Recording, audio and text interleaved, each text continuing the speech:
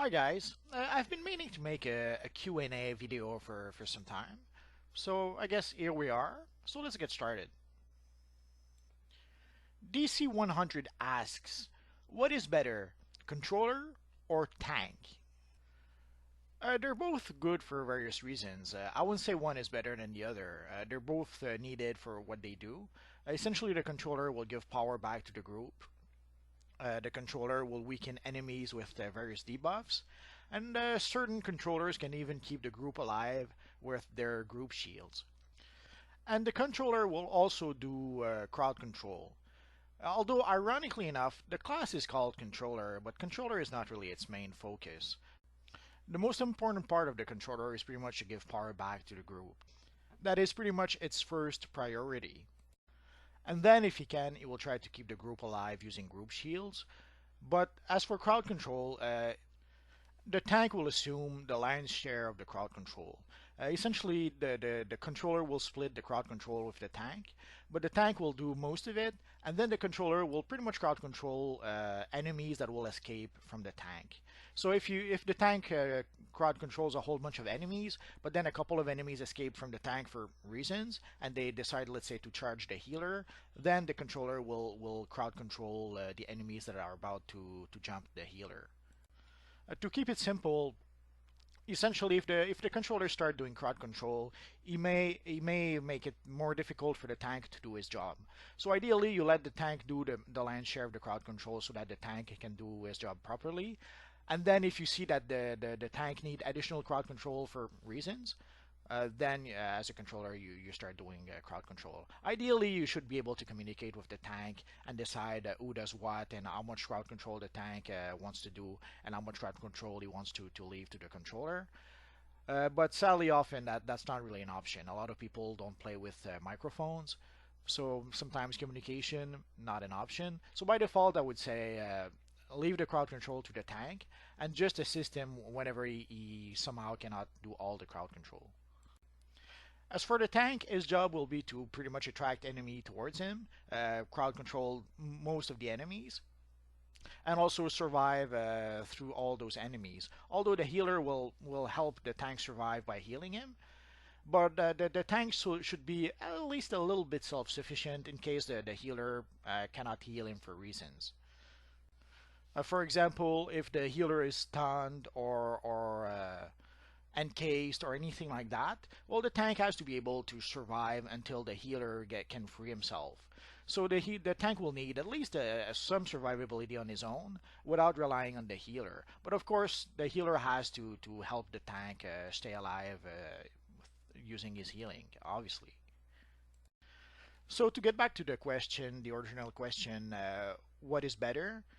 Uh, they're both equally important. The problem is that as soon as the group starts to be better geared or even over geared with certain mission, the first thing that a lot of groups will do is that they will get rid of the tank. Either they will ask the tank to switch to DPS, or they will literally get rid of the tank and replace him with a DPS. So it's pretty much the first role that people will get rid of. You'll see very quickly. You'll see in the chat people asking for groups, and they'll say like no tanks. That's because once you start having better gear, you don't need a tank as much to play certain missions. So certain mission people are so focused on trying to do those missions as quickly as possible that they will prefer to have an extra DPS to do extra damage, thinking that they can do the mission more quickly. So, although the tank is important in a group, sadly, it is the first thing that people will get rid of uh, once they start being powerful enough. So, if you run as a tank, you run the risk of being excluded from groups once they feel that they no longer need a tank. So, I guess I would say the controller is better in that case because at worst, people will decide to run with, let's say, just one controller in the group, but they can easily decide to run with no tank in the group. A controller is always useful, at the very least, to give power back to players, or to cast debuffs on enemy NPCs, or even enemy players. A tank is good for survivability. It will help the group survive a bit more. But once the group can survive on its own, once players are powerful enough to survive without the tank, well, sadly, they will get rid of the tank. So I would say, I guess, the controller is better in that sense. So I hope this answered your question. Bag of Boom asks, what's your opinion on Resto for atomic tanks? There's a lot of debate over whether or not Dom or Resto is more important for atomic tanks. My opinion is as long as we hit the suggested dominance for the top tier content, it's best to spec into more Resto for the healing. Strictly atomic tanks, though. What do you think? I have to agree with what our friend Bag of Boom is saying. Essentially, the atomic tanks, unlike some of the other tanks who get special benefits from having high dominance, atomic tanks doesn't seem to really get much benefits from dominance. Uh, so all they really need to do is that they only need as much dominance in order to be able to reach the suggested dominance level. Essentially, if you look at the on-duty menu, you will see that a lot of missions have a suggested dominance level. Essentially, that's the amount of dominance you need to be able to crowd control the enemies in the map, to be able to crowd control, juggle, stun, root, encase, and all that good stuff. So once you reach, as far as atomic tank is concerned, once you reach that suggested dominance, then you don't really need extra dominance. And atomic tank is one of those tanks that has various healing powers. So having more restoration would make sense because it would allow the atomic tank to be able to heal himself a bit more if he has more restorations. In case people don't know, restoration is the stat that essentially affects healing abilities. So the more restoration you have, the more healing you're going to be able to produce. So if you're a healing class, like let's say a healer, well, obviously you're going to want to have as much restoration as possible so that your heal will be as powerful as possible. And in the case of tanks, well, certain tanks benefits from having a lot of restoration. For example, fire tanks have a lot of abilities that will heal themselves. So if you increase the restoration of the fire tank, well, the fire tank will be able to heal himself a lot better. And the same is true with the atomic tank. If you raise the restoration of the atomic tank, then obviously the atomic tank will be able to heal themselves a bit better. As opposed to dominance, the dominance would be good if we were talking about, let's say, an ice tank. Ice tank uses a lot of shield, and dominance usually will strengthen your shield. Like for example, controllers that have a personal shield, they will want to have more dominance in order to have stronger shields. So in the case, let's say, of a controller, or in the case, let's say, of an ice tank, you may want to have more dominance than the suggested dominance. So let's say the suggested dominance is 2000, and you may decide to push your dominance to 2500, 3000, even if you don't really need it, because it will make your shield stronger. So you will gain benefit from having a higher dominance than the suggested dominance level. So in some cases, it would make sense to have extra dominance, but I don't think it's the case for the atomic tank. As far as I know, as soon as the atomic tank reaches the suggested dominance level, then there's little point to keep on increasing your dominance. So you may as well, once you reach the suggested dominance level, then you may as well start raising your restoration instead of raising your dominance. So I hope this made some sort of sense. Although I will have to confess, the tank role is probably the role I'm the less familiar with. I'm much more familiar with controller than with healer than with DPS, and tank is probably the role that I've played the least. So take what I say with a bit of a grain of salt. There could be something that I'm not thinking about concerning the atomic tank. That would mean having extra dominance would make more sense. But from what I understand, once you reach the suggested dominance level, then raising your restoration is what seems to make the most sense. So I hope that made sense. And people asked, how can you get the Captain Cold hood? Sadly, I forgot to note who asked that, so I'm very sorry if I can't quote you. Essentially, you can get the Captain Cold hood uh, on in Striker Island. I already made a video about this, but it's worth repeating because it is a popular item. So in case you missed out on my video, well now you know you have to go in Striker Prison. You can either use the portal outside of Striker Prison, or you can go into the mission Striker Penitentiary. It's a Tier 3 mission, I think. Once inside Striker Prison, then you have to fight the rogues. There's four of them. There's a Captain Cold, there's a Heatwave, there's a Wither Wizard, and there's a Mirror Master. And once you defeat them, then you have a chance of getting the Captain Cold hood. And our friend DC100 asks concerning the Captain Cold hood, multiverse. But how come when I fight Captain Cold, it doesn't give it to me? Well, the Captain Cold is a rare drop, so you're going to have to fight the rogues many times before the hood itself actually drops as a reward. That's one of the reasons why it's pretty rare, is that it doesn't drop all that often from Striker Prison. And our friend DC100 also asked again concerning the Captain Cold hood.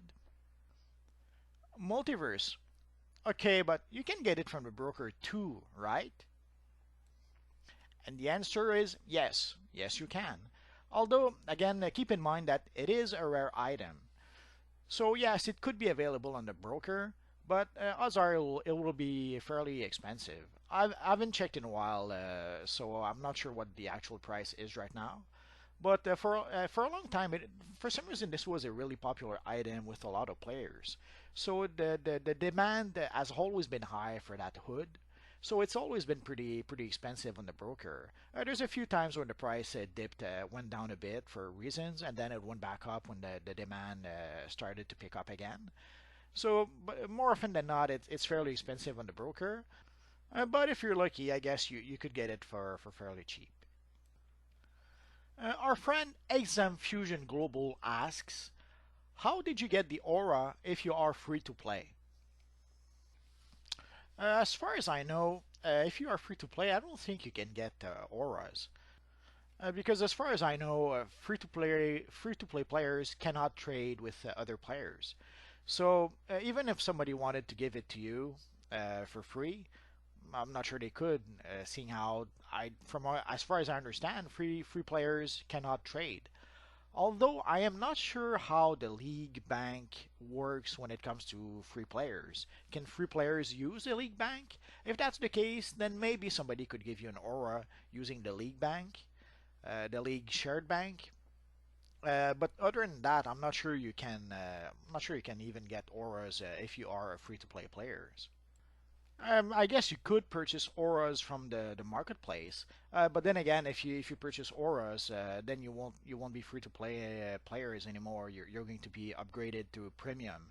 As soon as you spend $5, you're upgraded to premium players. So again, buying auras from the marketplace will bump you to premium. So again, as your free to play player, from what I understand, I don't think you can get auras.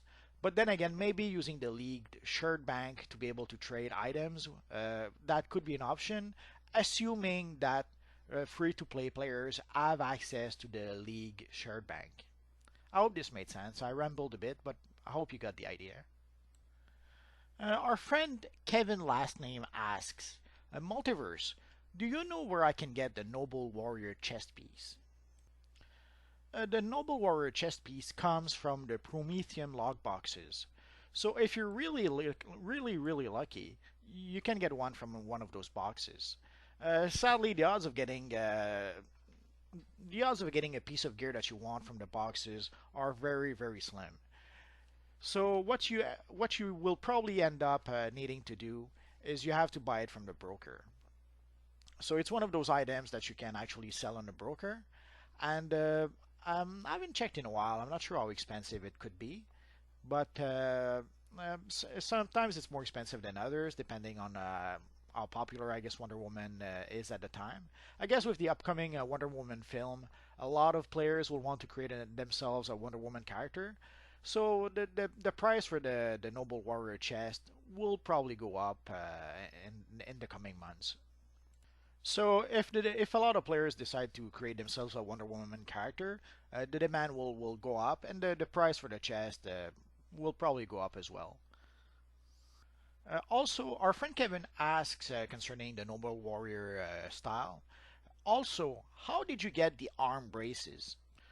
Essentially, the braces are part of the Noble Warrior chest piece. Essentially, if you go into your style tab, if you go into your gloves, and if you remove your gloves, or essentially if you select for your gloves none, you will see the braces that technically are underneath your gloves. So if you want to see the braces of the Noble Warrior styles, just don't wear gloves with your character. Radon Leftbridge asks, where can I get that Superman emblem? Essentially is referring to the Batman versus Superman Superman emblem that you could get at some point. Sadly, that emblem is no longer available. It was available for about a month in the marketplace. There was this Batman versus Superman swag bag. Well, there was actually two swag bags. There was one swag bag that was a bunch of emblems and a T-shirt, and there was another swag bag that was a bunch of posters from the movies. And in the swag bag, the emblem swag bag, you had a bunch of emblems. You had two Superman emblems, two Wonder Woman emblems, two Batman emblems, and you had a Batman v Superman T-shirt. Sadly, the only reason we got as to why the emblems were removed from the marketplace is that apparently there was some sort of licensing issues. Although they did add a new Wonder Woman emblem into the game not too long ago. So who knows, maybe in the long term they'll add a new Superman emblem. I guess we're gonna have to wait and see. Our friend Slinger from Earth 2432 asks, how do you get the J. Garrick hat for heroes? You can get the Flash helmet from the Flash Museum duo. It's a tier 7 duo. I think you have to be combat rating 113 to enter. Although I wouldn't suggest it, I would suggest that you enter the duo at combat rating 130, unless you have a friend who is nice enough to let you enter at 113 and that's willing to do the mission for you. Otherwise, at 113, you won't be able to play the mission. And within that duo, there's I think it's 4 briefings. So you gather all the briefings, and you will get the Flash helmet by mail. And our friend Akikoi asks, how to fix Big Emblem? Just curious. Essentially, to get the big emblems, you need the Stalwart Defender chest. For some reason, they made the emblem on that chest a bit bigger. No idea why they did it with that chest and no other chest. Essentially, I wish they would do that with at least a few of the slimline chests. But anyways, so in order to get a bigger emblem, you need the Stalwart Defender chest, and that's only for the male version of the chest. From what I understand, the female version of the chest, the emblem is exactly the same size as any other styles. So the one way to get a nice big emblem, if you want to, is to wear the Stalwart Defender chest. You can get the Stalwart Defender chest from Prometheum log boxes, but again, you have to be really lucky in order to get it. So the odds are you're going to have to buy it from the broker. And on the broker, it's usually around 2 million, 3.5 million right now. But again, that is on PC and PlayStation. No idea what the actual price would be on Xbox, since sadly I don't play on Xbox. Sorry about that. Slinger from Earth 2432 asks, how did you get the Huntress mask? There is a tier 5 iconic anomaly called the Hunt. You have to be combat rating 80, if I'm not mistaken, to be able to play that mission. And within that mission, you have, I don't recall if it's briefings or investigations. But either way, collect all the briefings and or investigations, and you should get the mask by mail. There is also a Huntress, it's not a mask, it's a headpiece that you can get, but it's a PvP piece of gear. So you're going to have to play a lot of PvP, sadly, to be able to purchase it. It's part of the Vengeance style, and it is a style that is directly inspired by the Huntress. So it would require you to play PvP in order to be able to purchase that head style. But you could do that as soon as you reach level, I don't know, 3, 4. I'm not sure at what level you can start playing PvP. As opposed to for the Huntress mask that you can get from the Hunt mission. For that one, you have to wait until your combat rating 80. So if you're willing to wait until your combat rating 80, then sure, wait for your character to be able to play the Hunt mission, and then you're going to get the mask pretty quickly. But if you don't want to wait, then you could play some PvP until you can purchase the Vengeance headgear, which is directly inspired by Huntress. So that pretty much covers this Q&A. Although there is a question or two also that keeps on popping up. The first one is people asking for more live stream. Sadly, sometimes it is difficult because sometimes the live stream just doesn't work. Either the live stream crashes, or maybe also there's some problems of YouTube being able to connect with DC Universe Online. Because even we as players sometimes we have a hard time trying to get connected on DC Universe Online. So I wouldn't be surprised if there's a connectivity problem between YouTube and DC Universe Online sometimes. Especially that seems to be especially bad when there's a lot of players on the DC Universe Online servers. So I guess the servers cannot handle when there's a high population, which is why some of my latest live stream I've done them like at 11 at night or sometimes even 1 a.m. Because at 5 the live stream sometimes you really doesn't want to work, and probably because of high population of players in this universe online. Especially like lately with the announcement where in PvP you can get twice the marks of legends and the marks of valor. I guess there's a flood of players who came back to this universe to profit from that, and which means a higher population on the servers, and probably the servers cannot keep up with all those players, and probably YouTube has a hard time connecting with this universe as well, thanks to all those players connected to this universe online. Those of you who have been watching the stream, I'm sure you've noticed, like sometimes the stream will end abruptly, and essentially it's just the streaming services that crashed or that either cannot connect with this universe online for reasons. Sometimes I'll try to get back to start the stream again. Like not too long ago, I started the stream like 3 times, and by the third time, I just gave up. Or sometimes, if I see that it crashes, I'll just do the stream a bit later. So as much as I would like to do more live stream, sometimes that's not really an option. I guess I could try to use Twitch or Daily Motion to do live streams when the live stream on YouTube doesn't work. But then again, if you guys are on YouTube, you won't see me if I do a live stream on Twitch, so that won't really help. And also the live stream not always working makes it difficult to have a regular schedule for the live streams.